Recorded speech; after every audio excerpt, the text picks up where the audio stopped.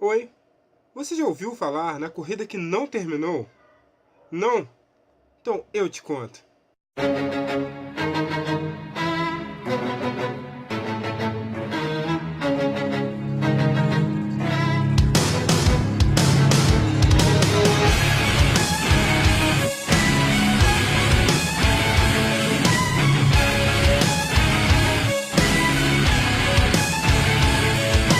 Fala, meu querido! Eu sou o Alex Martins e hoje nós vamos falar sobre as corridas automobilísticas na cidade imperial.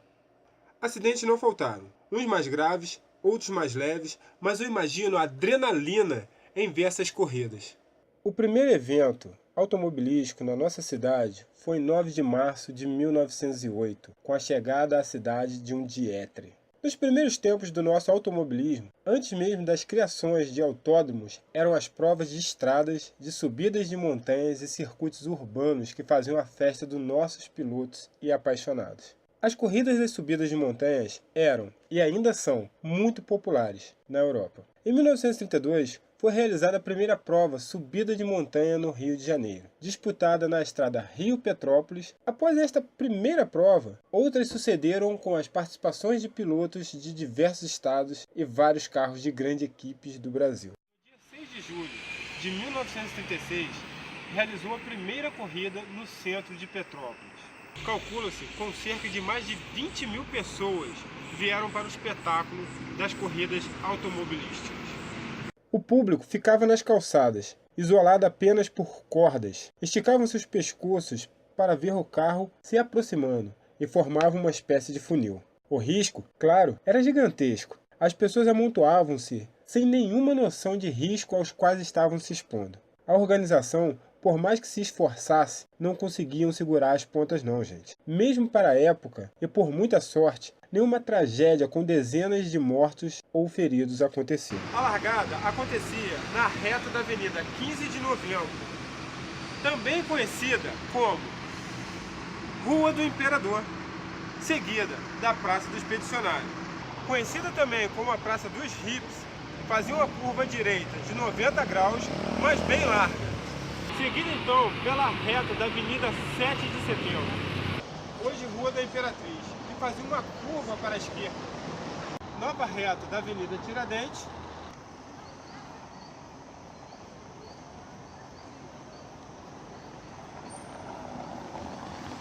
uma curva à direita, num formato de ferradura, em frente à Catedral. Uma longa reta na Avenida Ipiranga, como vocês podem ver, terminando numa curva suave à direita, quando encontrava a Rua Alberto Torres. Vinha então uma ligeira subida, até então se transformando numa forte descida, curva à direita de 90 graus, chegando à Rua Floriano Peixoto, pegando mais uma reta e uma curva à direita. Os boxes se situavam aqui, na Praça da Inconfidência. Em 1968, com Interlagos fechado em reformas mais do que necessárias e com apenas Curitiba e Rio de Janeiro contando com autódromos, as corridas de rua eram o que mantinham pilotos e equipes em atividade. Uma das mais tradicionais provas eram as 3 horas de Petrópolis, disputada num circuito urbano de pouco mais de 4 km pelas ruas centrais da cidade, passando pela principal avenida, pela Catedral da cidade, pelo Museu Imperial, por outros pontos de destaque. Naquele ano de 1968, aconteceu uma reunião onde foi proposta a mudança de sentido de circuito para o sentido anti-horário. Alguns pilotos que estavam inscritos achavam que a mudança tornaria o circuito muito perigoso. Entre eles, Mário Olivetti, piloto petropolitano, que alegava que a curva da Rua Floriano Peixoto se transformaria num verdadeiro funil, depois da grande reta da Avenida 15 de Novembro. Depois de muita argumentação, Chico Landi, grande nome de automobilismo brasileiro, foi taxativo. Segundo as normas da FIA, todo circuito tem que ser anti-horário, só podendo ser modificado com a concordância unânime dos pilotos. De onde ele tirou isso? Ninguém sabe. Mônaco, por exemplo, o mais tradicional circuito de rua do mundo, sempre foi corrido no sentido horário. Como não era nenhum Zé Ninguém falando, mas ninguém menos que seu Chico, ninguém questionou. O decano piloto ainda completou: eu sou contra por Tanto não há unanimidade, vamos inverter o circuito. E nisso o circuito foi invertido conforme a informação técnica dada por Chico Landi. No sábado, 19 de julho, dia dos treinos, as coisas pareciam já apontar para o pior desde os treinos de provas dos estreantes. Alguns acidentes, felizmente sem maiores consequências, antecederam os primeiros dos fatos que viriam a chocar os presentes. No treino, para os que participariam da categoria principal, logo no início da tarde, Henrique Crasher, piloto que também corria em circuitos de terra e acostumado em derrapagens controladas, vinha ao volante de um Alfa GTA e depois de ultrapassar um dos Alfas da equipe Jolly no final da reta da Avenida Ipiranga, derrapando na curva da Catedral, capotando e chocando-se contra uma árvore e um poste.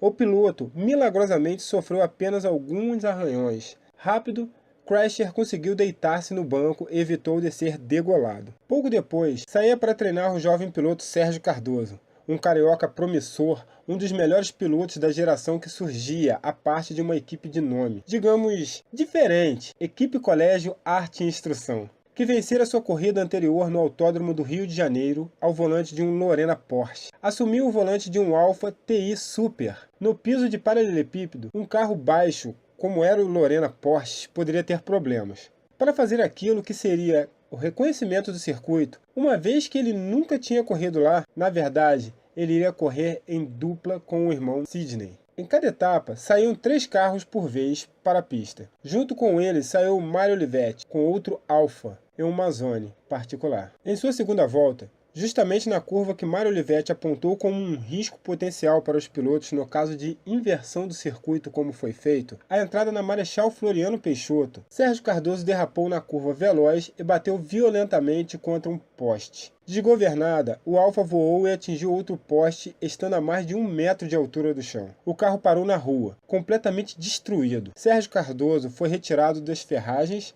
ainda com vida pelos bombeiros e levado para o hospital no Alfa de Mário Olivetti. Contudo, os ferimentos foram extremamente graves.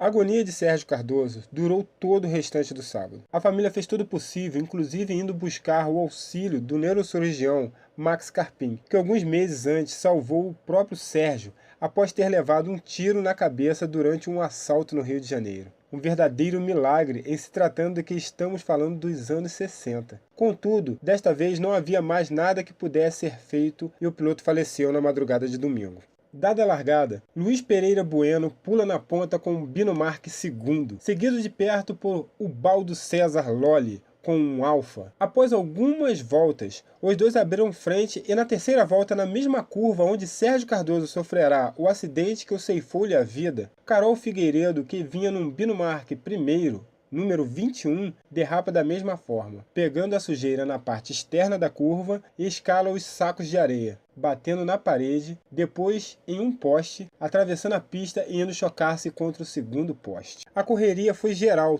todos partiram na direção do carro. O Bino estava completamente destruído e Carol preso nas ferragens. Numa atitude desesperada e estabanada, os próprios pilotos trataram de prestar primeira assistência ao piloto acidentado, e de uma forma que jamais poderia ter sido feita. Retiraram Carol Figueiredo do carro. Foi o Wilsinho Fittipaldi que recusou-se a correr com Fittipaldi naquelas condições, que pegou o amigo nos braços. Se por um lado Carol Figueiredo foi salvo, por outro, o circo de horrores estava longe de terminar seu espetáculo. O caminhão do corpo de bombeiros seguiu em direção ao local, entrando na pista e colocando-se depois da saída da curva. Nisso, completando a quarta volta, vinha o pelotão liderado por Luiz Pereira Bueno. Cacaio, Joaquim Carlos Teles de Matos, que também era piloto e sobrinho de Marinho Camargo, estava trabalhando como bandeirinha e vendo o enorme risco que os competidores iriam encontrar ao sair da curva. Correu em direção aos carros, desesperado, agitando os braços e gritando para pararem. Cacaio deparou-se em frente ao carro da Ford Williams, número 47, sendo atingido em cheio.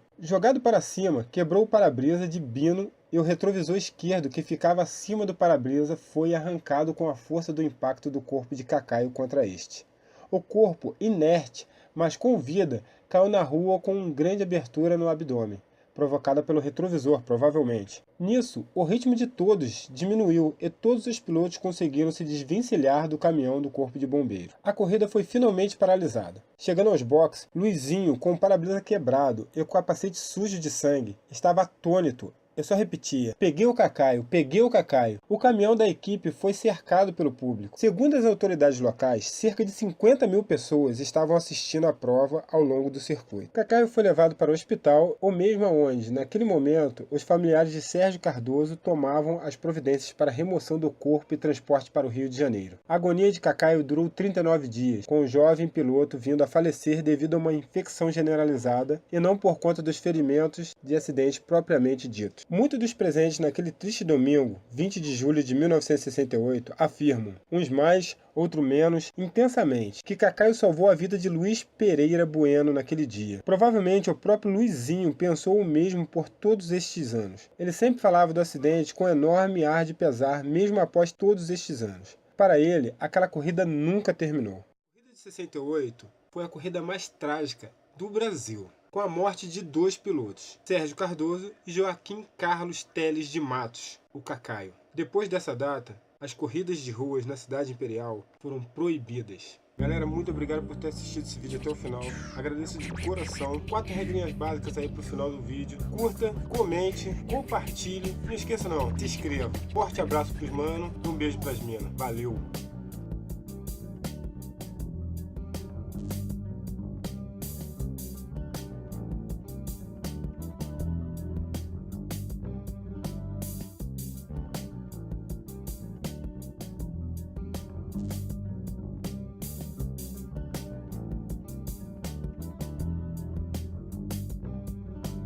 Imperatriz.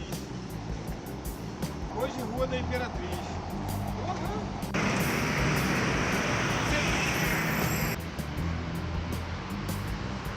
Conhecido? Então, pela... Já chegando de novo na reta. Mexe um pouquinho o ângulo da câmera. Não, mexe um pouquinho o ângulo, não é sacudir a câmera não. O que é isso? Se transformando. Forte descido. Eu sabia. Tá. Calcula-se. Vai lá. Agora, não mata a mãe. Dos... Quinta-feira. Ela vai passar.